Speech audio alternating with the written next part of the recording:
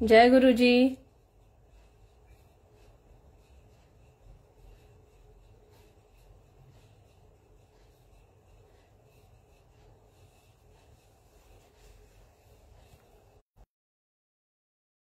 जय गुरु जी। जय गुरु जी। गुरु जी के चरणों में कोटि कोटि वंदन। आई हुई प्यारी संगत को जय गुरु जी। जय गुरु जी। बुलबुल आंटी और शुक्राना मेरे मालिक का।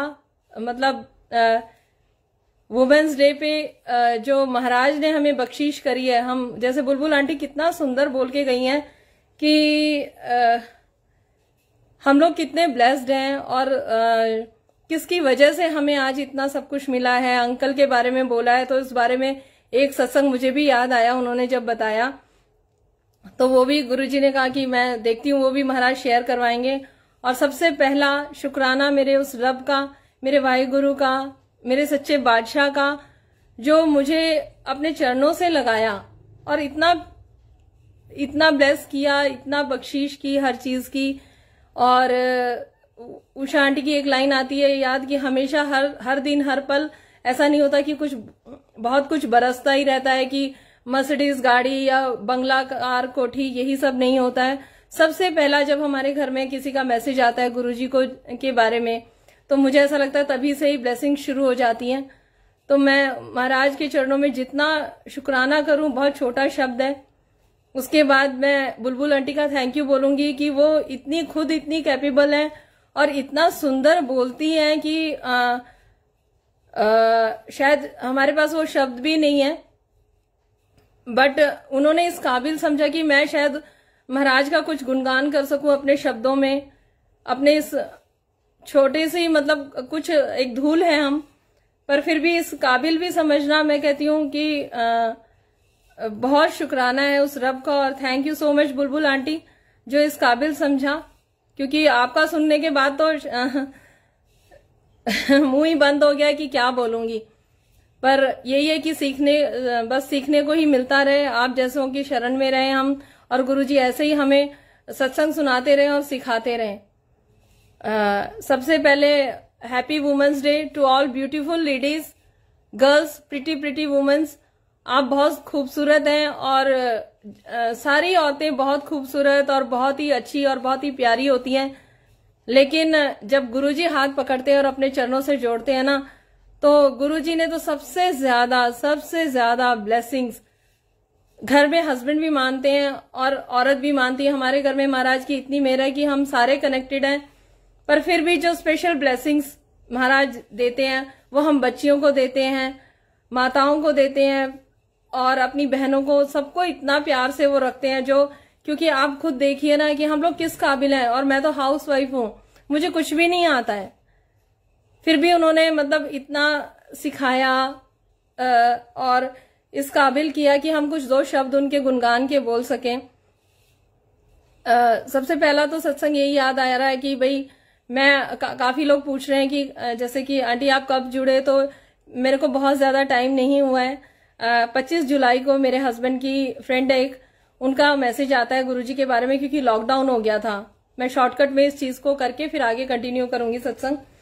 25 जुलाई को पहला एक मैसेज आया था गुरुजी के बारे में। 25 जुलाई के बाद अगस्त सितंबर में फिर जूम पे सत्संग सुनते सुनते और इतनी श्रद्धा भक्ति बढ़ गई महाराज को लेके कि फिर हमारे घर में स्वरूप भी आया। 7 सितंबर 2020 को स्वरूप आया।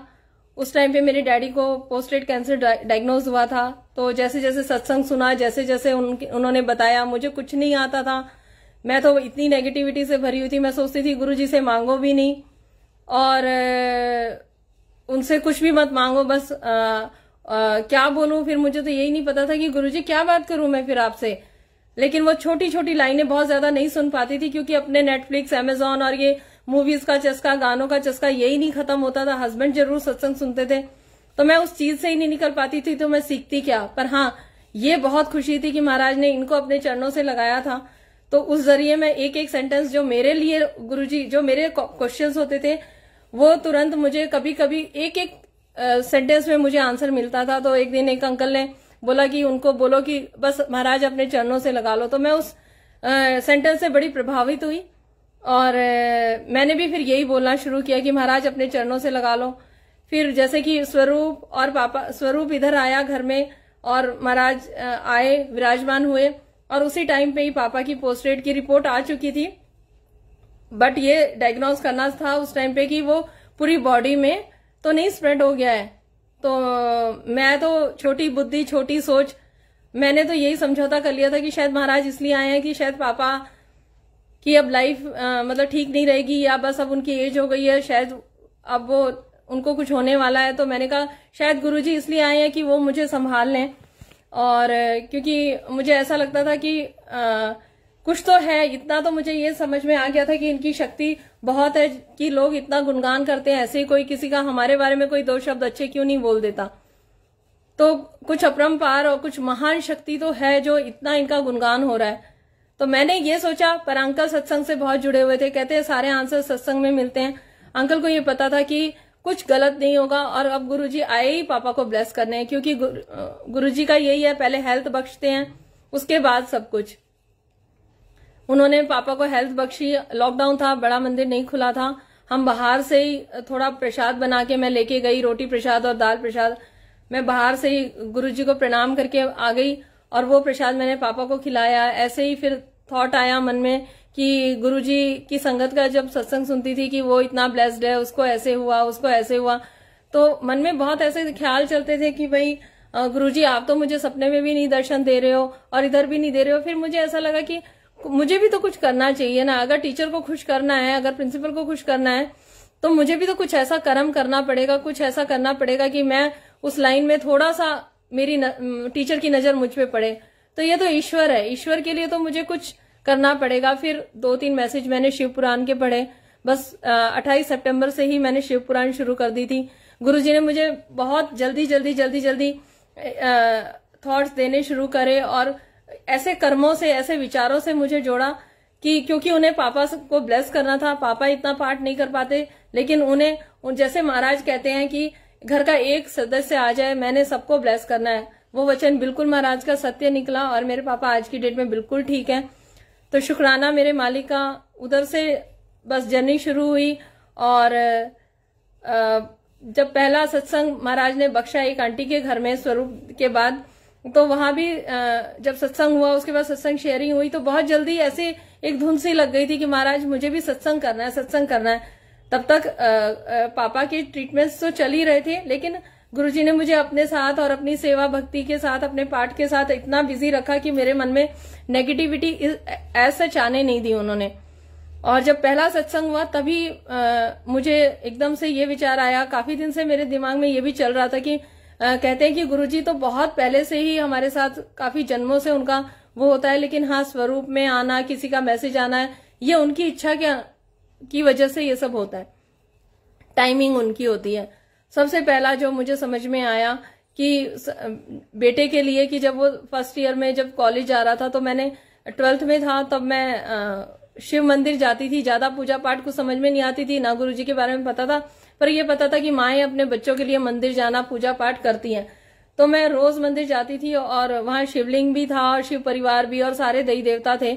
मैं बस यही कहती थी कि भगवान जी बच्चे को ऐसा संग देना, ऐसे दोस्त देना जो ये रैगिंग और इन सब चीजों से बच जाए, क्योंकि बहुत ही ऐसा माहौल है। और बस ऐसे मांगती थी, मैं कहती थी कि बहुत हाई परसेंटेज और ये सब नहीं चाहिए, बस बच्चा जितना पढ़े कंफर्टेबल पढ़े, क्योंकि अगर वो आके रोएगा कि मुझे उसने तंग किया, उसने तंग किया, या उसके दोस्त या उसके सराउंडिंग ऐसी अच्छी नहीं मिलेगी, तो फिर बहुत दिक्कत हो जाएगी। और वहां माँ बाप अगर इंटरफेरेंस करते हैं तो बच्चे और टॉर्चर करते हैं। सबसे पहला थॉट जब गुरुजी ने मेरे को ये दिया कि जब स्वरूप घर में आया तो बेटे ने बोला कि मम्मी मेरे सारे दोस्त जो कॉलेज के फ्रेंड्स हैं सब इन गुरुजी को मानते हैं। तब मुझे ये पता चला कि मैं हमेशा ये अचंभे करती थी कि भगवान ने कितनी अच्छी सुनी। बेटा पहले दिन ही कॉलेज गया था तो इसको क्लास का सीआर भी बनाया गया और बहुत ही प्यार से इसको रखा गया। तो मैं खाली बैठे बैठे हमेशा ये शुक्राना करती थी कि भगवान ने कैसे सुनी। तो ये महाराज उस टाइम से और उससे पहले से ही हमें ब्लेसिंग्स दे रहे थे। तो मैंने पहला सत्संग उधर, ना मैं किसी को जानती थी ना किसी को पहचानती थी, पहली बार मैं सत्संग में गई थी। जब सत्संग शेयरिंग हुई, ना मुझे किसी ने बोला सत्संग शेयरिंग करो, लेकिन मुझे ऐसा लगा कि जब मेरे दिमाग में ये थॉट आ रहा है बार बार, ना मैंने किसी से पूछा, तो मैं बोल देती हूँ, शुक्राना कर देती हूँ कि गुरुजी मुझे पता चल गया, तब भी आपने ही ब्लेस किया था, क्योंकि सारे दोस्त ऐसे ही थे जिनके घर में महाराज का स्वरूप था। तो मैं संगत ही तो अच्छी मांग रही थी, और संगत तो सारी अच्छी क्या, सारी संगत गुरुजी की ही निकली। तो ये इस चीज का मैंने शुक्राना किया। उसके बाद बस महाराज के साथ मैं उनकी भक्ति के साथ ऐसे जुड़ी कि अब ऐसा लगता है कि उनके अलावा मुझे कुछ दिखाई ही नहीं देता। संगत जी, मैं अभी जो सत्संग शेयर होते हैं फेसबुक पे और ग्रुप्स में, तो जो गुरुजी ने बताया कि जैसे जैसे मुझे समझ में आता है, और मैं ये नहीं कहती मेरी अवस्था बहुत ऊंची है या मुझे बहुत ज्ञान है, क्योंकि मैं खुद सीख रही हूं। तो एक दिन जब मैं सत्संग कर रही थी फेसबुक पे ही, तो मेरे मुंह से निकला क्या बोलते हैं कि भाई बहुत लोग डिप्रेस्ड हैं, तो उनको अगर कोई प्रॉब्लम शेयर करता है, तो जैसे एक सत्संग मैंने पुरानी संगत का सुना था, तो वो बोलती थी कि उन्होंने गुरुजी से शेयर किया कि गुरुजी ने उनसे पूछा कि आप क्या करते हो सारा दिन, और फिर मतलब अपनी पंजाबी भाषा में उनसे पूछा कि ठीक है, इतनी देर तू पाठ करती है, इतनी देर ये करती है, उसके बाद क्या करती है? तो बोली उसके बाद फिर फोन आ जाते हैं, फिर कोई अपनी बात कहते फिर तू चुगली करती है। तो बोली चुगली तो नहीं करती हूँ, लेकिन कोई प्रॉब्लम बताता है तो मैं सुन लेती हूँ। तो गुरुजी ने बोला ठीक है सुन लेती है, लेकिन मत सुना कर। तो उन्होंने बोला कि मेरे से नहीं होता कि मैं नहीं सुन पाऊं, और वही सीन मेरे साथ है। मेरे से अपनी कोई प्रॉब्लम शेयर करता है तो मैं फोन नहीं काट पाती, ना मैं ऐसे कर सकती कि नहीं मत बोलो और ऐसे। तो गुरुजी ने उन्हें ये थॉट दिया, उन्हें उस टाइम पे जब वो संगत ने पूछा, उषा आंटी ने जब उनसे पूछा कि फिर मैं क्या करूं, तो गुरुजी ने उनसे कहा कि उनको बड़े मंदिर के बारे में बताओ और उनको भक्ति के रास्ते से जोड़ो, क्योंकि कर हम नहीं सकते, करना उस ईश्वर को है, उस रब को, हमारे गुरुजी महाराज महाशिव को करना है। हमारे पास क्या है, हम ज्यादा से ज्यादा सुन के। तो उससे मुझे ये पता चला कि ये भी एक सेवा ही है।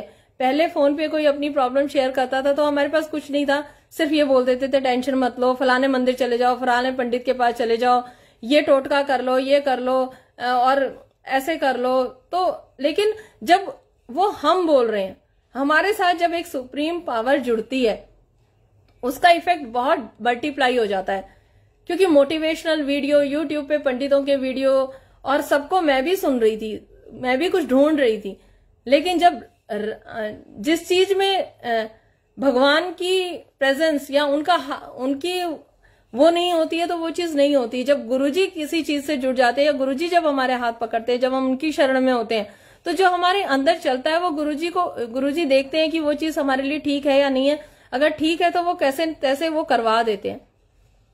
तो ऐसे ही मैंने फेसबुक पे बोल दिया था कि भाई कोई परेशान है, लोग बहुत परेशान हैं, और काफी लोग जैसे हाउसवाइफ हैं, वो बच्चे बड़े हो जाते हैं तो बहुत लोनली फील करती है कि अब हम क्या करें, और उस टाइम पे जॉब का भी नहीं टाइम होता है। तो ऐसे ही एक वो डिप्रेशन वर्ड मुंह से निकला, और मैंने कहा कि डिप्रेशन बहुत हाई वर्ड होता है, हम लो फील करते हैं, क्योंकि डिप्रेस जो होता है वो तो बंदा बोल ही नहीं पाता कि मैं डिप्रेस्ड हूं, उसे समझ ही नहीं आता। तो एक आंटी का मेरे पास मैसेज आता है कि आंटी आपने आज डिप्रेशन के लिए बोला, पता नहीं मुझे ऐसा लगा कि आपसे बात करनी चाहिए, और वो मैसेंजर पे आया और उन्होंने कहा कि मुझे अर्जेंट बात करनी है।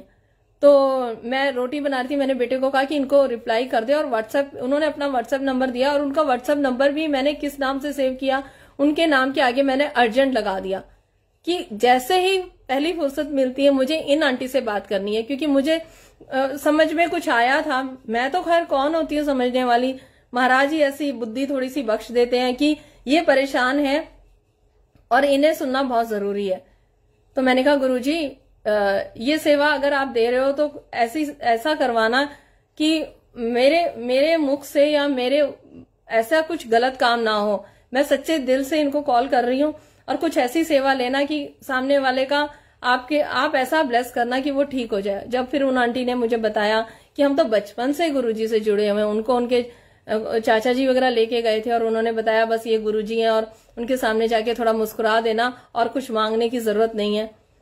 तो संगत जी वो बहुत कुछ ऐसा लग रहा था कि बताना चाह रही है, पर मुझे गुरुजी ने कुछ नहीं सुनने दिया और मैंने कुछ नहीं सुना। और पहली बार कोई फोन करता है तो मेरी क्या औकात कि मैं उसकी बात ना सुनूं। पहले तो मैं सबकी सुनती थी, लेकिन पता नहीं मुझे क्या हुआ। मैंने कहा आंटी आप इतने टाइम से जुड़े हुए हो, कुछ तो है आपके पास, सत्संग तो जरूर है। तो बोली नहीं आंटी सुनो ना, मैं तो सच में डिप्रेस्ड हूं और मैं एंग्जाइटी की गोली भी खाती हूँ। मैंने कहा नहीं, लेकिन आप घर में सत्संग करवाओ, या कहीं आप सत्संग में जाके शुक्राना करो, या अपने घर में सत्संग करवाओ। नहीं मेरी तो तबीयत इतनी खराब रहती है, मैं संगत को कहां से बुलाऊंगी, किसको बुलाऊंगी, और मैं तो कुछ नहीं कर सकती। मैंने कहा आंटी आप फेसबुक पे तो शुक्राना कर सकते हो, अपना यूट्यूब पे सत्संग शेयर कर सकते हो। हाँ ऐसे हुआ था। मैंने कहा आंटी मुझे भी तो बता रहे हो, मुझे नहीं सुनना, आप मुझे जैसे बताओगे। फिर उन्होंने अपनी प्रॉब्लम शेयर करी कि नहीं मुझे बहुत रोना आएगा। मैंने कहा आंटी रो लेना, हम भी भावुक हो जाते हैं, तो जब उस रब के प्यार में, उसकी भक्ति में भावुक हो जाएंगे तो क्या हो गया, वैसे भी तो दुनिया के सामने रोते ही थे, तब हमें कोई सुनने वाला भी नहीं था। अब तो उन्होंने फिर बस मैंने फोन रखा और उनको मैंने टाइम बताया कि ऐसे ऐसे उस पेज पे आप सत्संग शेयर कर देना अपना। तो उन्होंने खूब मना किया। मैंने कहा कोई बात नहीं, आप गुरुजी से बात करो। आप मानिए संगत जी, उस बच्ची ने ऐसा, उन आंटी ने सत्संग किया, उन्होंने जो फीलिंग ली वो ये ली कि मैं सत्संग शुक्राने का कर रही हूं। मैंने कहा आप जो लो फील कर रहे हो उसको भूल जाओ, लेकिन जो ब्लेसिंग्स गुरुजी ने दी हैं आपको तो बचपन से जानते हो, आप बचपन से उनके वहां गए हैं, उन्होंने गुरुजी को देखा भी है। तो मैंने कहा कुछ तो ऐसा होगा, आपने देखा वो कैसे हंसते हैं, कैसे चलते हैं, आप यही शेयर कर दो, हम जैसे ही सुन लेंगे। क्योंकि हमें तो आज तक उधर का लंगर प्रसाद जो 4 जने बैठ के खाते हैं वो भी नसीब नहीं हुआ। तो मैंने कहा हम जैसों के लिए ही आप बता दो। फिर उन्होंने पूरा घर सारा अच्छे से सजाया, और सिर्फ लाइव सत्संग ऐसे फेसबुक पे ही जाना था, लेकिन आप देखिए भक्ति उनकी और उनके विचार देखिए, वो अपना एंग्जाइटी वगैरह सब भूल गई। उनका थॉट प्रोसेस ये कि 3 दिन बाद मुझे पेज पे सत्संग करना है। तो क्या हुआ, वो माइंड डाइवर्ट वहां से इधर हो गया, और उन्होंने इतना सुंदर दरबार सजाया, लाइव सत्संग किया, और वो प्रॉपर बैठी भी। पर गुरुजी ने मुझे ऐसा कर दिया कि मैं, मतलब वो बार बार फोन भी कर रही है, तो मैं किसी सेवा में थी और 3-4 दिन लगातार सेवा में थी, तो मैं फोन भी नहीं उठा पाई, क्योंकि इतना स्ट्रिक्ट होता है, सबको पता है कि कितना स्ट्रिक्ट होता है, हम फोन नहीं उठा पाते। तो लेकिन जिस दिन उनको लाइव जाना था उस दिन गुरुजी ने ऐसी फुर्सत दी कि पैकिंग के लिए सबने बोल दिया था कि पैकिंग कर लो, अब निकलना है। तो मैं जब पैकिंग कर रही थी तो 4 बजे उनका लाइव आया। तब उन्होंने बोला आंटी आप आओगे? तो मैंने कहा वैसे तो गुरुजी सब ब्लेस करते हैं, लेकिन फिर भी कोई बात नहीं। मैंने फिर उन्होंने सेवा ली। उसके बाद उन्होंने अपना डिप्रेशन के बारे में बताया, गुरुजी का गुणगान किया। तो उसके बाद फिर क्या हुआ कि उसी पेज पे उनको मैसेजेस बहुत आए इसी से रिलेटेड प्रॉब्लम वाले, और फिर वो ऐसी सेवा में लगी। अगले दिन उन्होंने मेरे को फोन करके कहा क्या आंटी क्या सेवा करी है, सुबह से घर का काम भी नहीं हुआ है, कभी किसी आंटी का फोन आ रहा है, कभी किसी आंटी का। मैंने कहा आंटी एक दिन ऐसा आएगा आप अपनी एंग्जाइटी की दवाई लेना भी भूलोगे। और संगत जी, जो गुरुजी ने मुझे बताया, अभी 1-2 दिन पहले उनका फोन आया, तो मुझे मतलब 99.9% उनकी एंग्जाइटी की भी दवाइयां मतलब छूट ही चुकी हैं। तो भाव कहने का ये है कि महाराज का गुणगान हम अपने अंदर अंदर दबा के क्यों बैठे। जब गुणगान करेंगे तो पता नहीं किसको, जैसे बोलते ना, आंसर मिलता है। और इतना सब कुछ अब मालिक ने बख्श दिया है। फेसबुक पे, यूट्यूब पे, कहीं पे भी अपना सत्संग शेयर करें। जो हमारे साथ वो इतना ब्लेसिंग्स दे रहे हैं, इतना प्यार से हमें रख रहे हैं, तो उसका गुणगान करेंगे तो कहीं ना कहीं कोई ना कोई उस चीज से कनेक्ट होता है। जैसे मेरे मुंह से उस दिन डिप्रेशन का पता नहीं गुरुजी ने क्यों निकलवाया, उससे वो आंटी कनेक्ट हुई, उन्होंने अपनी प्रॉब्लम बताई तो 10 लोग उससे। तो बेसिकली हमें अपने से नहीं जोड़ना है संगत को कि भाई इस आंटी से जुड़ो, ए आंटी से, बी आंटी से या सी आंटी से जुड़ो। नहीं, आंटियां तो कुछ नहीं कर सकती हैं, लेकिन महाराज से हम उनकी महिमा से, उनके गुणगान से ये बता सकते हैं कि परम शक्ति वही है और वो करते हैं। लेकिन ये भी सत्य वचन है कि जब हमारे पास गुरुजी के साथ जुड़ते हैं तो वो गुरुजी ऐसा हमें अपने साथ बांध लेते हैं, और हम बंधना भी चाहते हैं उनके चरणों से कि जब हमें कोई प्रॉब्लम होती है तो हमारी माँ के पास फोन नहीं जाता, अब हमारा फोन भी संगत के पास ही जाता है। या फिर ऐसा टाइम होता है कि संगत के पास फोन जाता है, या हम बैठ के रो रहे होते तो किसी संगत का फोन आ जाता है, और हम छुपाना भी चाहें तो वो प्रभु की ऐसी मर्जी होती है कि नहीं इसको बता। क्योंकि कहते हैं ना कि गुरुजी बुलवाते हैं, लेकिन उसमें भी हमें ध्यान रखना चाहिए कि हम किसी पे अपने डिसीजन ना थोपें। और कोई कौन होता है थोपने वाला, हमें अगर वो चीज किसी ने अच्छे भाव से हमें बताई भी है, वो सेवा भाव से बताई है, लेकिन अगर आपको ऐसा लग रहा है ना वो चीज मैं नहीं कर पा रही हूं या नहीं कर पाऊंगी, तो इट मीन्स वो आंसर आपके लिए नहीं है। इसीलिए बोलते हैं संगत जी कि वहमों में ना पड़े और डायरेक्ट कनेक्शन गुरुजी के साथ। कई बार क्या होता है कि संगत का इतना प्यार होता है कि ये वाली आंटी जरूर आनी चाहिए संगत में, ये वाली आंटी जरूर आनी चाहिए सत्संग में, तब हम लोग ये कहते हैं कि प्लीज आप ऐसे करके मतलब हमारी बख्शीश, हमारी ब्लेसिंग्स को कम कर रहे हैं। क्योंकि महाराज तो ये कहते हैं कि मैं आ गया तो सब आ गए। हमारी सबसे बड़ी गलती ये है कि हम फोन करके पूछते हैं कि आपने चलना है या कौन आ रहा है। दो चीजें जो मुझे समझ में आती हैं कि ये कोई पार्टी फंक्शन तो है नहीं, महाराज का सत्संग होता है। कभी किसी से फोन करके ये पूछो ही मत सत्संग कैसा हुआ या कैसा नहीं हुआ, क्योंकि सत्संग में गुरुजी आ गए तो सब कुछ आ गया। ये कोई हमारी मैरिज एनिवर्सरी की पार्टी या कुछ ऐसा थोड़ी है कि कुछ कमी रह गई हो तो, क्योंकि गुरुजी का काम है, वो तो उनका तरीके से सब कुछ होता है और वो इतना प्यार करते हैं, सबको अपने अलग तरीके से ब्लेसिंग्स देते हैं, चाहे 200 की संगत हो चाहे 3 लोग हो। ये बात अलग है कि उस टाइम मौका सबको सत्संग शेयरिंग का नहीं मिलता है, लेकिन जब बाद में मैसेजेस आते हैं कि ये वाला सत्संग ऐसे बना मेरा, ये वाला सत्संग ऐसे बना, और बनता है, सबसे ज्यादा मैं कहती हूँ शब्द नहीं है मेरे पास कि महाराज इतना ब्लेस कर रहे हैं संगत को, इतना ब्लेस कर रहे हैं। जैसे लोग बोलते हैं ये आंटी ब्लेस्ड है, इतनी जल्दी ये हुआ। मैं कहती हूँ कि 15 दिन सिर्फ जिसको हुए हैं उनको गुरुजी ने दर्शन दे दे के ये भी बताया हुआ है कि कौन सा स्वरूप घर में आएगा, और ऐसे उस चीज को कनेक्ट किया, ऐसे डॉट से डॉट जोड़ा। और अभी मैं कल का ही सत्संग सुनाती हूँ। एक जो 3 मूर्ति वाला स्वरूप है गुरुजी का, ब्रह्मा विष्णु और महेश का, वो मैं कहीं सत्संग में गई थी, पहली ब्लेसिंग वो मुझे ऐसे मिली और वो मैंने फ्रेम करा दिया। तो एक आंटी का मुझे कॉल आया, शायद बुलबुल आंटी से उन्होंने नंबर लिया था, तो उन्होंने बोला कि आंटी ऐसे ऐसे आप नजदीक रहते हो तो मैं कहाँ से स्वरूप मिलेगा।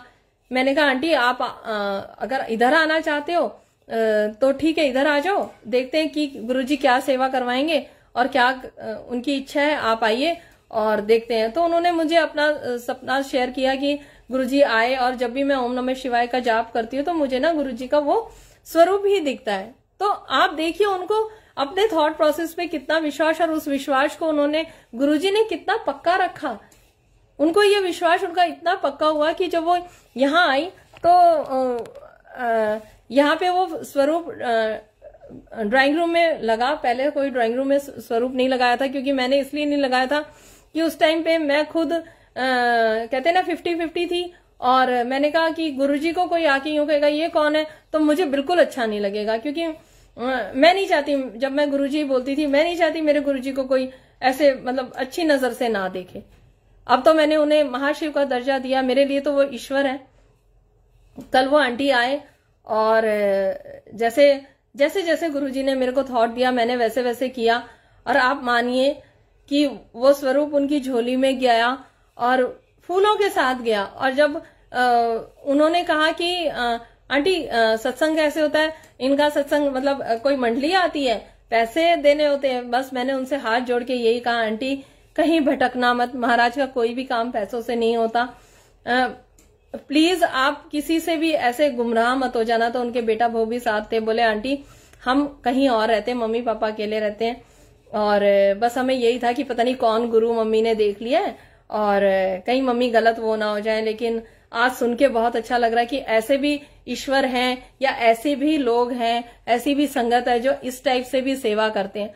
तो मैंने कहा अंकल ये हम नहीं कर रहे हैं, ये हम सब उनकी शरण में हैं, वही हमें समझाते हैं। कुछ गलतियां हमसे होती है, कहीं हमारे अंदर मैं आती है तो हमें वही बताते हैं कि ये गलती, और सच में बताते हैं, सच में बताते हैं, चाहे कैसे भी बताएं, क्योंकि ऐसा लगता है कि गुरुजी ये सोचते हैं कि नहीं, हम फिर भी किसी संगत में गलती निकाल देते हैं और उसको टोक देते हैं या डांट देते हैं, ऊंचा बोल देते हैं, लेकिन गुरुजी कहते हैं कि मैं अपने आप ठीक कर दूंगा, और वो करते भी हैं, और बहुत बहुत बहुत मधुरता से और बहुत प्यार से। मैंने बस यही आंटी से कहा, मैंने कहा आंटी हाथ जोड़ के विनती है कहीं गुमराह मत हो जाना, क्योंकि मुझे पता है महाराज का प्यार ऐसा है, उनकी भक्ति ऐसी है कि हमें कुछ नहीं दिखाई देता, छोटा छोटा याद रहता है, उसके अलावा याद भी कुछ नहीं रहता है। तो संगत जी ये और ये एक बात, उस चीज का मैं बहुत शुक्राना, जब उन्होंने मुझे फोटो भेजी तो मैं इतना खुश थी। कल अच्छा परसों वो ले जाने वाले थे, तो मैंने कहा अंकल पर सैटरडे को आ जाओ। और फिर जब मैंने बाद में कैलकुलेट किया, अच्छा फिर मेरे हस्बैंड बोले कि वो द्वारका मोड़ से आ रहे हैं, तो द्वारका मोड़ में भी तो संगत है ना। फिर उनके घर में बेटा बहू आ गए थे, तो वो बिजी हो गए थे, तो मुझे ऐसा लगा कि यार किसी को तंग भी नहीं करना चाहिए। तो मैं ब्रेकफास्ट बनाते बनाते मैंने वहां उस लोकेशन वाली संगत को ढूंढा ग्रुप में, और मैंने अंकल को फोन किया जो स्वरूप लेने आ रहे थे। मैंने कहा अंकल परेशान होने की जरूरत नहीं है, वहां पे भी संगत है और हो सकता है ये सेवा उधर से जानी हो, तो आप ऐसे हड़बड़ाओ मत।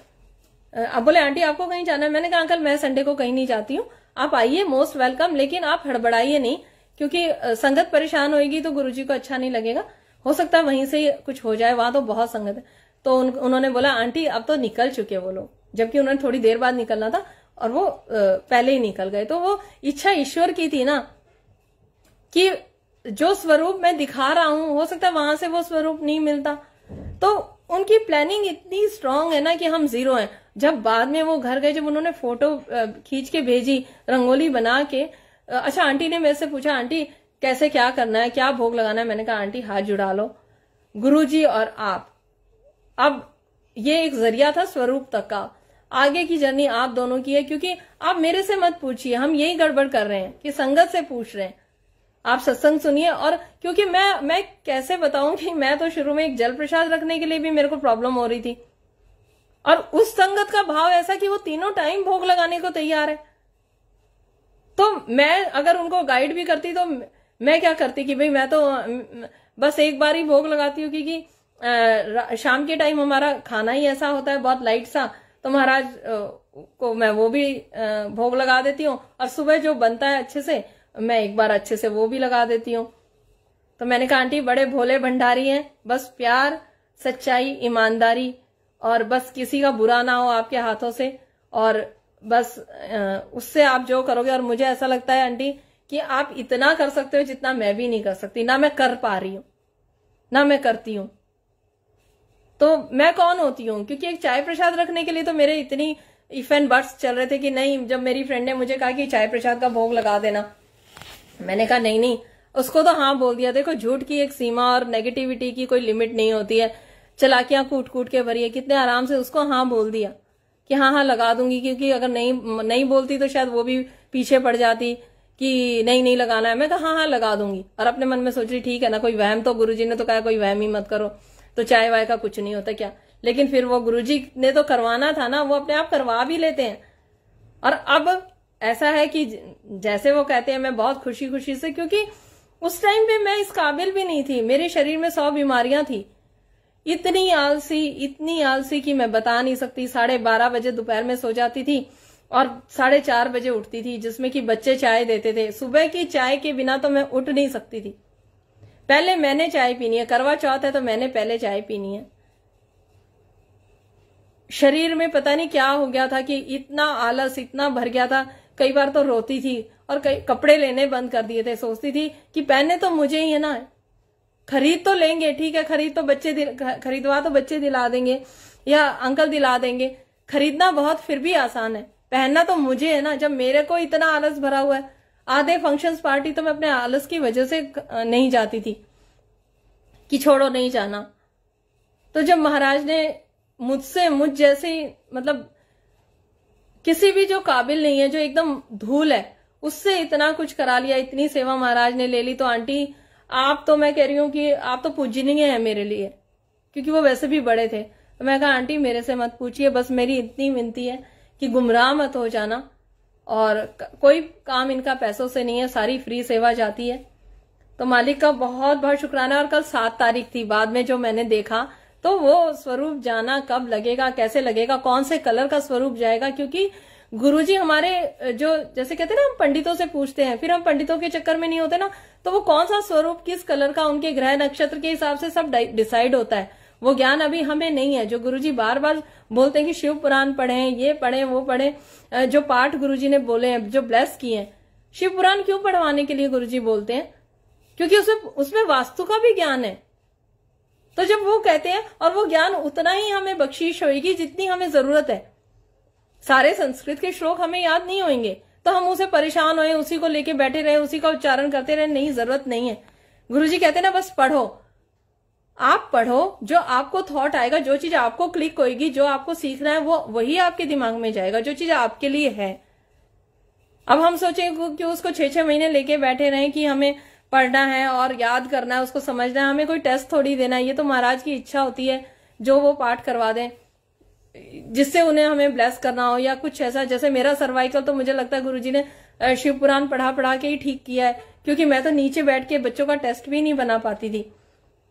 बच्चे कहते थे मम्मा लिख दो, टेस्ट बना दो, तो अगर 2 पेज लिख दिए तो ये चीज मेरी पूरी सुन्न हो जाती थी और इतना दर्द होता था कि मुझे फिर फिजियोथेरेपिस्ट के पास जाना पड़ता था।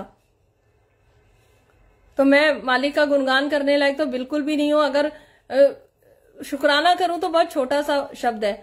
मैं एक अपनी बुआ जी का सत्संग शेयर करती हूँ, उसमें मेरा भाव ये है कहने का कि जैसे हम लोग कहते हैं कि ग्रुप से आंसर मिल जाते हैं या फेसबुक से हमें आंसर मिल जाते हैं, जो गृहिणी या जो औरत फेसबुक नहीं चला सकती, व्हाट्सएप नहीं चला सकती, लेकिन जब उसकी मालिक की नजर उस पर जब होती है तो वो कैसे कैसे होती है, मैं वो सत्संग शेयर करती हूँ आज। मेरी बुआ जी हैं, अच्छा मेरे जैसे किसी किसी को इतनी ब्लेसिंग्स है गुरुजी की कि अगर कोई गलत करे तो वो बोल पाते हैं या संगत जोड़नी है तो उनको महाराज ने शक्ति इतनी बख्शी है। मैं किस किस संगत का नाम लूं, मेरे सामने तो एक सबसे बड़ा एग्जाम्पल बुलबुल आंटी है। कहाँ बैठती हैं, कहाँ जाती हैं, आज यहां तो कल वहां। कमलेश आंटी हैं, उनको देखो जब वो इधर सत्संग में आए थे 6 घंटे, आप मायना रखता है। हम इनकी अवस्था में कभी नहीं पहुंच सकते। अभी हमारा मोह ही नहीं छूट रहा घर से, बच्चों से। ये 2.5 घंटे के सत्संग में, 3 घंटे के सत्संग में ही हमें ऐसा लगता है ओहो ये छूट गया, घर का काम ये रह गया, बच्चों ने ये कर दिया। तो अगर इनका कंपैरिजन मैं अपने आप से करूं तो शायद पता नहीं वो अवस्था कब आएगी, मैं कब इस काबिल हो पाऊंगी। क्योंकि सबसे बड़ा जो पुण्य का काम है किसी को नाम की दात बख्शना। जैसे बुलबुल आंटी जाती हैं, कहीं अनाथ आश्रम जा रही है, कहीं कहीं जा रही है, उनको नाम की दात दे रही है। क्योंकि महाराज क्या कहते हैं, भिखारी को एक बार भीख मत दो लेकिन नाम से जोड़ो। तो वो क्या कर रही है, वो सच्ची सेवा ही तो कर रही है। और हम क्या कर रहे हैं, कुछ नहीं कर पा रहे। तो महाराज धन्य है ऐसे सेवादार आपके।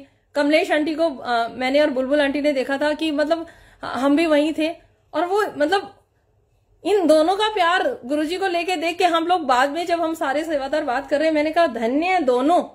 और भी जो पुरानी सेवा, हमने तो खैर अभी गुरुजी ने इन्हीं से ही मिलवाया है, इच्छाएं तो बहुत हैं लेकिन कहते हैं गुरुजी से ही मांगो। तो मन में बहुत सारी संगत है, उनके नाम है कि महाराज उनसे भी मिलाना। तो मैं देख रही थी कि कितना गुणगान बुलबुल आंटी करना चाह रही, कितना गुणगान कमलेश आंटी करना चाह रही, और इतना प्यार से दोनों आंटी उनको प्यार करी, आंटी आप तो मेरी माँ जैसी, और वो झप्पी पा रही। क्योंकि क्यों ऐसा, क्यों इंसान इंसान को नहीं देखना चाहता, लेकिन इतना मोह इतना प्यार क्यों? क्योंकि वहां गुरुजी है।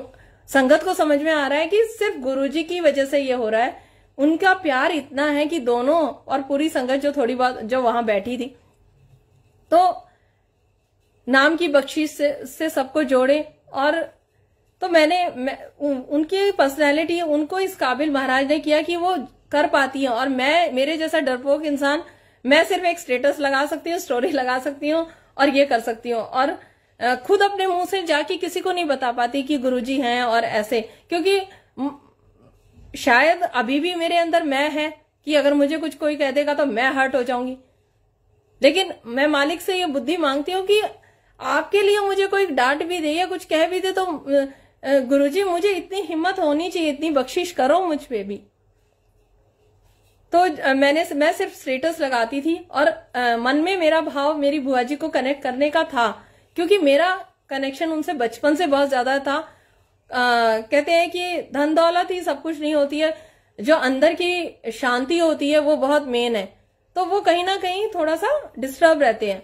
तो लेकिन मैं बोलूंगी तो, क्योंकि घर में भी ऐसे सर्कमस्टांसेस हैं कि जो फैमिली मेंबर्स हैं वो नहीं मानते, और फिर वो बोलेंगे कि ओहो सोनू ने बताया ना इसलिए। तो मैं स्टेटस लगा के जरूर मैंने चेक करना चालाकी से कि बुआ जी ने देख लिया, बुआ जी ने देख लिया। और मैं उस दिन का वेट कर रही थी कि गुरुजी ऐसी लीला रचो कि ये खुद पूछे। उन्होंने एक दिन ऐसा आया कि 2-2:30 बजे का टाइम था और मेरा लेटने का टाइम था, लेकिन उस दिन फोन एकदम मैंने उठाया और उन्होंने सीधा कुछ नहीं पूछा कि ये पूछा कि कौन गुरुजी है और तू किसका ये लगाती है और क्या है। फिर मैंने उन्हें बताया और मैंने तब भी यही कहा कि बुआ जी ऐसा कोई काम मत करना कि घर के आपके मेंबर्स ये बोलें कि भाई मतलब उसने बोला है और तेरा उससे अटैचमेंट है, इस वजह से तुम उधर खींच रही हो और ये गुरु गुरु के चक्कर में क्यों पड़ना है। पर महाराज की तो कहते हैं ना कि उन्हें वो डिसाइड करते हैं कि किसको ब्लेस करना है, संगत वो खुद जोड़ते हैं, मैं करने की जरूरत नहीं है। गुरुजी ने ऐसा किया कि वो इधर आए भी, स्वरूप भी लेके गए और फैमिली मेंबर्स ने ये भी कहा कि मंदिर में नहीं लगना चाहिए स्वरूप गुरुजी का। तो उन्होंने कहा, उनके अंदर देखो कहां से हिम्मत आई, जो बोल नहीं पाती है अपने घर में। उन्होंने कहा मैं अपने गुरुजी को किचन में रख लूंगी और मैं किसी को, क्योंकि इनका कोई वहम नहीं है और कोई ऐसी डर वाली बात नहीं है, ना प्याज लहसुन का वहम है, कुछ नहीं है, पर मैं जा रही हूं और मैं लेके आऊंगी। संगत जी आप मानिए जिस डर से वो आई थी, रास्ते में गाड़ी में ही फोन आ गया उनके फैमिली का कि तू जहां जा रही है खुशी खुशी जा, कोई ऐसी बात नहीं है और जितनी देर में आना है सत्संग अटेंड करके आना। तो पहला सत्संग था यहाँ नजदीक ही कहीं था, तो ऐसी लीला रची प्रभु ने कि लुधियाना से किसी संगत को यहाँ आना था, तो मैंने ही उनको बोला था कि आप यहाँ आना। तो गुरुजी कहते हैं ना कि डायरेक्ट कनेक्शन, डायरेक्ट जर्नी, जहां मार्केट जाते थे साथ जाते थे, हर जगह साथ जाते थे, लेकिन मेरी इच्छा थी कि वो सत्संग अटेंड करें, बट मेरे को वो संगत घर आई नहीं थी, एक संगत ने आना था तो मैं नहीं जा पाई उनके साथ। तो वो रोने लगे, कहती नहीं अनजान लोगों में मैं कैसे जाऊंगी, तूने तो कहा था मैं साथ जाऊंगी। मैंने कहा बुआ जी अब जर्नी सबकी अलग अलग है, आपके लिए सिर्फ गुरुजी हैं और मैं भी गुरुजी की सेवा की वजह से यहाँ रुकी हुई हूँ, क्योंकि किसी संगत ने आना है, फिर उन्होंने बड़े मंदिर जाना है, तो वो बात अलग है कि वो गुरुजी ने कुछ ऐसी लीला रची कि वो संगत नहीं आ पाई। पर ये बाद में मुझे थॉट आया कि ये गुरुजी की ही लीला थी कि अब तुम साथ नहीं जाओगी, सत्संग में ये अकेली ही जाएगी। हाँ ये बात अलग है कि वो अकेले नजदीक ही था, पर वो अकेले जानती नहीं थी, तो बेटा मेरा वहां छोड़ के आया और मैंने कहा सत्संग से सीधा आपने अपने घर जाना है। एक स्वरूप देके मैंने उनको भेज दिया, वो सत्संग अटेंड किया। फिर सत्संग खत्म होने के टाइम पे मैं वहां गई और फिर मैंने वहां से बुआ जी को कैब कराई, घर नहीं आई वो। कुल मिला के भाव ये है कि ये महाराज की प्लानिंग थी और गपशप के लिए कोई जगह नहीं थी, ना कोई गुंजाइश थी, ना चुगली की, ना निंदा की, या वो अपनी प्रॉब्लम शेयर करती। बस टाइम ही इतना मिला और सत्संग में भेजना था मुझे उन्हें, और वो सत्संग से अपने घर गई। फिर वहां पे स्वरूप लगा और स्वरूप उन्होंने किचन में ही रखा और थोड़ा बहुत मैंने बता दिया था कि ज्यादा कुछ नहीं है, बस आप ये कह दो कि मैंने आपको अपना ईश्वर, अपना गुरु मान लिया है और आप मारो, चाहे ठीक रखो चाहे कुछ भी रखो, अब मैं आपकी शरण में हूं। जो मैंने सीखा था थोड़ा बहुत, जो मुझे समझ में आया, मैंने उन्हें बताया। मैंने कहा सबसे पहले आपने प्रेयर यही करनी है, धरती माता को प्रणाम करके आप उठना, और बस आप संगत जी यकीन मानिए 15 दिन के अंदर अंदर ही क्या हुआ, जो मैं गुरुजी से हमेशा हाथ जोड़ के ये विनती करती थी कि महाराज मुझे सपने में दर्शन दे दो महाराज। मैंने तो सत्संग में सुनना छोड़ दिया था क्योंकि मैं इतनी डिमोटिवेट हो जाती थी। मुझे ऐसा लगता था उस संगत को तो गुरुजी इतना प्यार करते हैं, उस संगत को तो गुरुजी इतना ब्लेस करते हैं, तो मैं तो इतनी लो फील कर, क्योंकि वही बात है ना कि जलने की, कुड़ने की आदत होती है जब गुरुजी से नहीं जुड़ते, तो वही कुड़न और वो जलन हम संगत के साथ करने लग जाते हैं कि इस संगत को तो इतनी ब्लेसिंग्स है, मैं और कैसे पूजा करूं, और मैं कैसे करूं, शायद मैं तो कर ही नहीं पाऊंगी, तो ठीक है इस चैप्टर को ही क्लोज कर देते हैं। तो मैंने फिर सत्संग सुनना भी बंद कर दिया था, क्योंकि वैसे मैं खुश रहती थी। जैसे मुझे अच्छा खुद की बुद्धि नहीं चलती, किसी ने बटरफ्लाई देख ली तो अब बटरफ्लाई देखनी है, किसी को मोर की ब्लेसिंग मिल, अब मुझे मोर भी देखना है। तो हो सकता है इससे ज्यादा कुछ बख्शीश करनी हो मालिक को, पर ये बुद्धि भी धीरे धीरे आती है, इतना ज्ञान शुरू में नहीं आता। तो संगत जी बुआ जी को 15 दिन बाद मैंने चाहा था उनको ग्रुप्स में ऐड करना, बट वो नहीं चला पाते, या सर्कमस्टांसेस ऐसे हैं उनके घर में, उनकी बेटी की सेवा, और वही है कि सब अपने साथ ही इन्वॉल्व रखना चाहते हैं कि भाई इसका भी काम करो, इसका भी, तो वो पर्सनल टाइम गुरुजी के साथ उनको नहीं मिल पा रहा था। बट भावना उनकी इतनी जाग चुकी थी कि जब एक दिन वो नींद में थी तो वो जैसे गाने वगैरह बहुत सुनती हैं, तो सपने में उनको गुरुजी के सामने उन्होंने क्या गाना गाया, पुराना गाना है, पता नहीं मैं ठीक से बता पाऊंगी कि नहीं।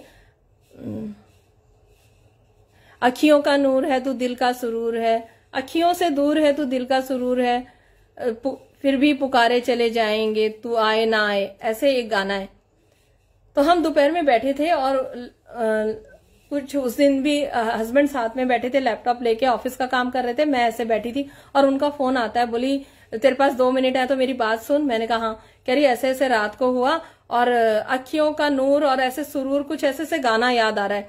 तो मेरे को इतना विश्वास हो गया था कि कुछ तो हुआ है। मैंने वर्ड्स को कनेक्ट किया और फटाफट लैपटॉप पे अंकल ने वो गाना टाइप किया। अच्छा, गाना इतना पुराना कि ना कभी सुना, और मेरा तो अब सितंबर से कोई मतलब ही नहीं गानों से और पिक्चरों से, तो मेरा लेना देना ही नहीं रहा।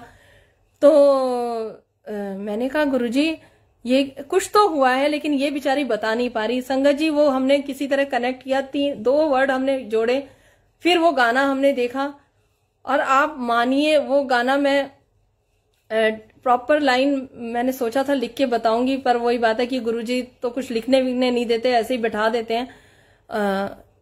तो उस गाने में क्या था कि एक रोज ऐसे हवा में उड़ के आ रहा है और गुरुजी का ऐसे झूला है और हीरो कहीं नहीं है और उनके पैर चलते हुए आ रहे हैं, और बुआ जी कह रहे हैं कि सिर्फ लड़की की लाइन गाई गई है और मैंने पूरा गाना गुरुजी को गा के सुनाया है, उनके साथ बैठ के, उनको सामने वो बैठे हुए हैं और मैं ऐसे हाथ जोड़ के उनके लिए गा रही।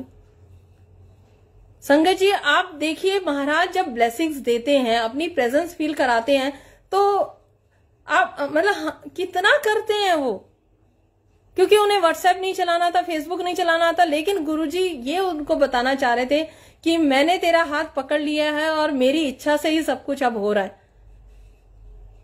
मतलब क्या करते हैं गुरुजी, कितना प्यार करते हैं, कौन कर सकता है, कोई नहीं कर सकता। इतनी ब्लेसिंग्स, इतनी प्रेजेंस कोई नहीं दिखा सकता। संगत जी मैं कहती हूं कि शब्द नहीं है, लेकिन हर पल अगर हम उनके साथ कनेक्ट करके उनको अपने साथ जोड़ने की, मतलब उनको हर पल हम ध्यान रखेंगे ना, तो हमें हर चीज में सत्संग नजर आएंगे। वो गाना मैं पता नहीं क्यों मैंने लिखा नहीं, लेकिन मैं जरूर अगर फिर कभी मुझे मौका मिला, या मैं बुलबुल आंटी को बोलूंगी जब हम सत्संग शेयर करने के बाद मैं उनको वो वीडियो भेज दूंगी। तो संगत जी मैं शायद इस पेज पे अगर वो इजाजत देंगी तो आप उसको देखेंगे तो आपके गूज़बम्स आ जाएंगे कि गुरुजी कैसे कैसे ब्लेस करते हैं। बस महाराज का यही कहना है जो हमें सिखाया उन्होंने कि अपनी मैं को तो साइड में रख दो, अब बस तू ही तू है प्रभु, मैं तो कहीं नहीं हूं। ये सिखा दे मालिक हमें, और सत्संग सेवा और सिमरन से जोड़ दें। ये भी बात सही है कि गुरुजी ने, जैसे संगत बोलती है कि अमृत वेला नहीं बोला, गुरुजी ने ये नहीं कहा 24 घंटे पाठ करो, गुरुजी ने ये नहीं कहा कि 24 घंटे सत्संग ही करो, या 24 घंटे सत्संग सुनो ही, या 24 घंटे गुरुजी ही करो। ऐसा महाराज ने किसी बंधन से हमें नहीं बांधा संगत जी। लेकिन फिर भी जो मुझे समझ में आया कि अगर हम 15 मिनट पूजा कर रहे हैं तो 20 मिनट पे आए, 20 मिनट पूजा कर रहे हैं तो 30 मिनट पे आए, और किसी नियम से जुड़े। चलो हम ये नहीं कहते कि ये आंटी बोल रही है या वो आंटी बोल रही है, लेकिन हमारे माँ बाप हमें क्या सिखाते थे, वो भी तो यही सिखाते थे कि थोड़ी देर पूजा करो, थोड़ी देर बैठो, थोड़ी देर ईश्वर के पास बैठो। शिव पुराण में भी कितना भी हम पढ़ेंगे, शुरू शुरू में बहुत कुछ है, इतने फूल चढ़ाओ, इतने मंत्रों का उच्चारण करो, इतने लोटे जल के चढ़ाओ। पूरे शिव पुराण खत्म होने के बाद आखिरी में जो है वो सिर्फ यह ध्यान, योग और प्रभु की स्तुति, उनसे प्यार, उनका गुणगान। शिव पुराण में हर थोड़ी थोड़ी देर में जब युद्ध होता है या कुछ ऐसा होता है, मैं पूरी आध्यात्मिक भाषा में उस चीज को मैं आपके सामने प्रेजेंट नहीं कर पाऊंगी क्योंकि मेरी अभी वो अवस्था नहीं है, लेकिन एक कॉमन लैंग्वेज में जो मैं समझा पाऊंगी या जो मैं समझ पाई, वो यही समझ पाई कि शिव जी की जब हम स्तुति करते थे तो शिव जी आ जाते हैं और फिर कहते हैं चल अब मांग ले जो मांगना है, अब तेरे लिए कुछ भी इम्पॉसिबल नहीं है, मैं सब कुछ कर सकता हूं अपने भक्त के लिए। तो क्या है शिव पुराण में, यही तो गुरुजी समझाना चाह रहे हैं कि चुगली, निंदा और बुरे कर्मों से बचो। फोन आए तो वो भी महाराज के गुणगान के लिए हो, अगर कोई परेशान है तो उसे भी महाराज के भजन, सिमरन और मंत्र जाप से जोड़ो। ये भी महाराज ने कहा है कि 2 बार से ज्यादा किसी को जिद ना करो, क्योंकि हम जिद करेंगे अपनी मर्जी से कि वो मेरी बात नहीं मान रहा, पर वो मेरा तो कुछ भी नहीं है, सब तेरा ही तो है। बता दिया वो ईश्वर की मर्जी है, वो मेरे प्रभु की, मेरे गुरुजी की मर्जी है, बताया भी मैंने नहीं है ना। तो बताने के बाद हमारा मैसेज चला गया। अब उसका और गुरुजी का डायरेक्ट कनेक्शन है। अब गुरुजी देखेंगे कब कब कैसे किस समय किस रूप में उनके घर में विराजमान होना है, कितनी ब्लेसिंग जानी है। कई बार ऐसा होता है स्वरूप नहीं पहुंच पाता, लेकिन इंसान परेशान होता है और हमारा मन उसके लिए दुखी हो रहा होता है। तो महाराज तो हमारे से बहुत ज्यादा प्यार करते हैं ना, हम भी उनसे बहुत ज्यादा प्यार करते हैं, तो वो हमें नहीं दुखी देख सकते, तो कई बार ब्लेसिंग भी चली जाती है खाली। तो उसमें कभी कभी आती है, मेरे मन में भी ऐसा थॉट आता है, कई बार संगत फोन करके बोलती है आंटी आप अरदास कर दो, हमारा ये नहीं हो रहा, हमारा वो नहीं हो रहा।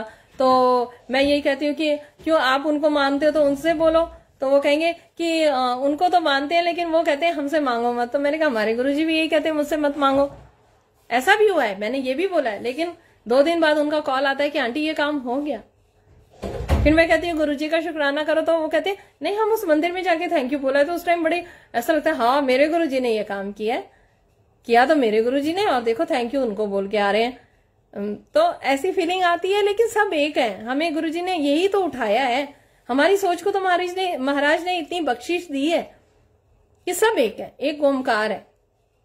गुरुजी ने किसी चीज से बांधा नहीं है, तो हमें भी किसी संगत को किसी चीज से ऐसे बांधना नहीं है कि आप यही पाठ करो, आप यही पाठ करो।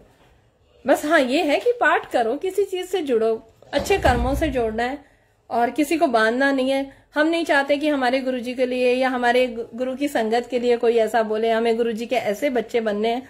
मैं तो कोई राधे राधे लिखता तो मैं तो राधे राधे भी लिख देती हूँ पहले, ठीक है, क्योंकि महाराज ने हमें इतना फ्रीडम दिया है, इतनी खुली सोच दी है कि सब एक है। हमें रिस्पेक्ट करनी है, हमें ऐसे रहना है और हाँ जी करना है, ताकि किसी को ये याद रहे कि हम उस गुरु के बच्चे हैं, हम उन गुरुजी को चाहते हैं, हम उनकी शरण में हैं।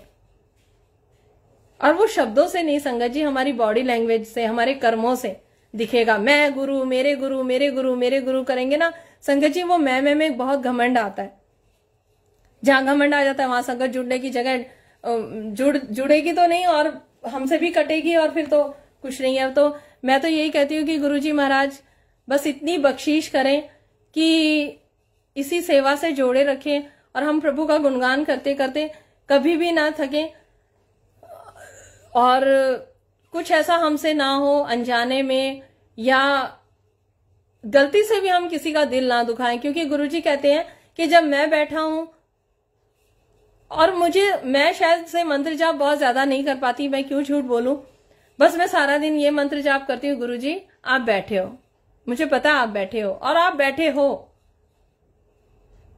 यही शब्द ऐसे निकलते हैं। और बस अभी भी कल परसों कुछ नहीं मिल रहा था, तो बेटी कहती है इधर आके बैठो तो सही। तो बैठ के बस हम थोड़ी सी ऐसे, गुरुजी का तो हंसता हुआ चेहरा देख के कुछ समझ में ही नहीं आता। और मैंने कहा कि गुरुजी अब वही कहते हैं मांगो मत, और अब तो हम इतने मांगते हो गए हैं कि छोटी सी चीज नहीं मिल रही तो गुरुजी क्या कर रहे हो, गुरुजी क्या हो गया, देखो ना मैं परेशान हो रही हूँ। तो क्योंकि यही सिखाया गया था ना कि अंग संग रख लो गुरुजी को, गुरुजी की शरण में चले जाओ, उनको धारण कर लो। जब उनको धारण कर लिया तो वो ईश्वर जानते हैं कि अब मेरे मुंह से ये नहीं निकलता मेरे बेटे के लिए। मुझे सच में महाराज माफ करे अगर मैं झूठ बोलूं, तो मुझे नहीं याद रहता संगत जी कि बेटे के लिए ये मांगना है या बेटी, क्योंकि मैं कहती हूँ कि गुरुजी आपके भी है ना, आप बैठो मंत्र जाप करो ना अपना। अच्छा मम्मा क्या मांगना है, कैसे मैंने कहा कुछ नहीं मांगना है, जाके बस बैठ जाओ, लग जाएगी आपकी प्रेजेंट। और लग जाती है। हमारे वो भोले भंडारी हैं, बहुत प्यार करते हैं, अटरम शटरम कुछ है ही नहीं, हर चीज से तो फ्री कर रखा है। प्याज लहसुन भी खा लो, ये भी खा लो, ये भी कर लो, और ना किसी को छोड़ना है। कई जगह ऐसा भी होता है, खुद के माँ बाप कह देते हैं फलानी फ्रेंड के पास नहीं जाना, वो ठीक नहीं है, ये ठीक नहीं है।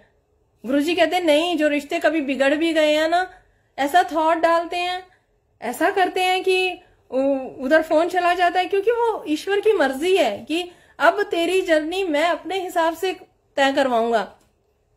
उनको पता है कि अब मेरे को इसको कहाँ लेके जाना है, तो वो खुद कराते हैं कि भैया जो हो गया, जो रिश्ते खराब हैं, जो टूटे हैं, सबको वो सुलझाएंगे, सब और सुलझाते हैं, सच में सुलझाते हैं। बस इतना ही था आज के लिए। मुझे तो आज ऐसा लग रहा था कि गुरुजी मतलब कहाँ सेवा ले रहे हो, मैं तो कुछ भी नहीं बोल पाती हूँ और कैसे मैं बोल पाऊंगी, बस यही दिमाग में चल रहा था। तो महाराज बस आप इतनी बख्शिश करना कि बस आपकी शरण में रहे और बिल्कुल आप अपने चरणों की दासी बना के रख लो और कभी मैं ना आए और मेरे शब्दों से या मेरे वचनों से या मेरे कर्मों से कभी किसी का दिल ना दुखे। महाराज अपना हाथ ऐसे ही मुझ पे बनाए रखना, पूरी संगत पे बनाए रखना इनफैक्ट, और सर्बत का भला करो। और गुरुजी तो हैं ही कल्याण करने के लिए ही बैठे हैं। तो बस महाराज अपना प्यार आशीर्वाद ऐसे ही हम पे बनाए रखना। और हम सब बहुत भागों वाले हैं, जैसे मैं हमेशा बोलती हूँ, संगत का इतना प्यार है जो ऐसे याद रखती हैं कि इधर सत्संग है, इस टाइम पे है। तो हम सब ये आंटी वो आंटी नहीं, हम सब बहुत ब्लेस्ड हैं, ऐसी शरण में है, ऐसे कवच के अंदर है हम कि बाहर की जो नेगेटिविटी है वो हमें छू नहीं पाती। अगर थोड़ी बहुत छूती भी है तो यहाँ के बैठ जाते शरण में, महाराज का मंत्र जाप सुन लेते हैं या कोई उनका भजन कीर्तन शब्द सुन लेते हैं तो सब वैनिश हो जाता है। और 5 मिनट की बेचैनी भी एक पल में ऐसे गायब हो जाती है। और हर दिन इतना ईश्वर की कृपा है। मुझे हमेशा सुबह जब मैं उठती हूँ तो मैं कहती हूँ आज गुरुजी कहीं नहीं जाना, आज वहां सेवा नहीं, वहां सेवा नहीं है। पर मुझे ये कॉन्फिडेंस गुरुजी के ऊपर पूरा है कि खाली दिन तो कोई वो जाने ही नहीं देते, कुछ ना कुछ ऐसा स्पेशल फील करा ही देते हैं। एक दिन एक संगत, वही डिप्रेशन वाला सत्संग के बाद एक संगत का फोन आया और वो एकदम से रोने लगी, तो मैं भी रोने लगी। तो मैंने कहा आंटी हम लोग तो इतने ब्लेस्ड हैं। मैंने कहा आप हमेशा ये थॉट लेके उठो कि मैं महाराज की शरण में हूं और कोई दिन ऐसा नहीं जाएगा, हर दिन स्पेशल वो फील कराते हैं। ऐसा बोल के वो भी बहुत खुश हो गई और मैं भी बहुत खुश हो गई। मैंने रख दिया फोन और मैं किचन में सब्जी बना रही थी। मैं मन में कह रही गुरुजी मैंने उस संगत को तो बोल दिया कि ऐसे ऐसे हर दिन स्पेशल होता है, आज सत्संग भी नहीं है, आज क्या स्पेशल करोगे। तो संगत जी उस दिन एक पुरानी संगत का फोन आ गया मेरे पास और फिर वहां तो मैं रोई और फिर उनकी आवाज सुन के मैं रोने लगी। कमलेश आंटी का उस दिन मेरे पास फोन आ गया था। तो क्योंकि उनके कोई रिलेटिव है तो उनसे मैं बहुत बोल रही थी, जैसे मन में बुलबुल आंटी के लिए बोल रही थी। तो गुरुजी ने मुझे वहां पहुंचा दिया और उस दिन भी मैं बाद में घर आके मैं इतना खुश हुई कि गुरुजी आपकी प्लानिंग के आगे हम जीरो हैं और दिन भी आप डिसाइड करते हो। वैलेंटाइन डे था उस दिन, तो उस दिन और जिस दिन कमलेश आंटी का फोन आया तो मेरे पास कोई शब्द नहीं था, क्योंकि एक तो उनकी एज इतनी है, वो इतने सीनियर है कि मतलब रूह कांपती है, हम तो कुछ भी नहीं है। तो रोने लगी तो उन्होंने सिर्फ यही बोला कि बोलो जय गुरुजी। और बात तो हम उनसे क्या करेंगे, मतलब हम क्या बात कर सकते हैं। पर यही मन में था कि उन्होंने देखा है गुरुजी को, उन्होंने छुआ है, उनके पास वो बैठे हैं। तो इसलिए पुरानी संगत से हमें एक कहते हैं ना कि ये रहता है हमारे मन में कि वो हमारे लिए सेलिब्रिटी है, तो हम पागलों की तरह, दीवानों की तरह मतलब उनके लिए सोचते रहते हैं कि हाँ उन्होंने तो गुरुजी को ऐसे देखा है, अगर वो हमें बताएंगे तो हमें कितना अच्छा लगेगा। तो बस महाराज की बख्शिश ऐसे ही बरसती रहे, अपने चरणों से महाराज ऐसे ही लगाना। आप कभी भी हमसे अलग हमें मतलब हम कभी भी ऐसे ना हो कि हम उनकी भक्ति से विमुख हो जाएं। तो बस यही कहूंगी संगत जी कि शुक्राना मेरे रब का। थैंक यू बुलबुल आंटी, जो आपने ये सोचा कि मैं 2 शब्द उनके बारे में बोल सकती हूँ, क्योंकि आपका जो राइटिंग प्रोसेस है, जो आप लिखते हो, हमें तो कुछ भी नहीं आता। तो शुक्राना मेरे रब का। थैंक यू बुलबुल आंटी और प्यारी प्यारी संगत जो इतने प्यार से सुनती है सब कुछ, और इतनी उनकी श्रद्धा है प्रभु में। आप लोगों की श्रद्धा देख के मेरी श्रद्धा और बढ़ जाती है मालिक के प्रति। और बस सत्संग को मैं यही वो करती हूँ इस सेवा के लिए। महाराज फिर बख्शेंगे तो फिर मैं बहुत खुशी से करूंगी, और शायद बहुत कुछ जो छूट गया है, जो गुरुजी आज याद नहीं दिला रहे, वो भी आगे शेयर होएगा। तो थैंक यू। जय गुरुजी, जय गुरुजी, जय गुरुजी। शुक्राना मेरे मालिक, शुक्राना मेरे मालिक, शुक्राना मेरे मालिक। जय गुरुजी।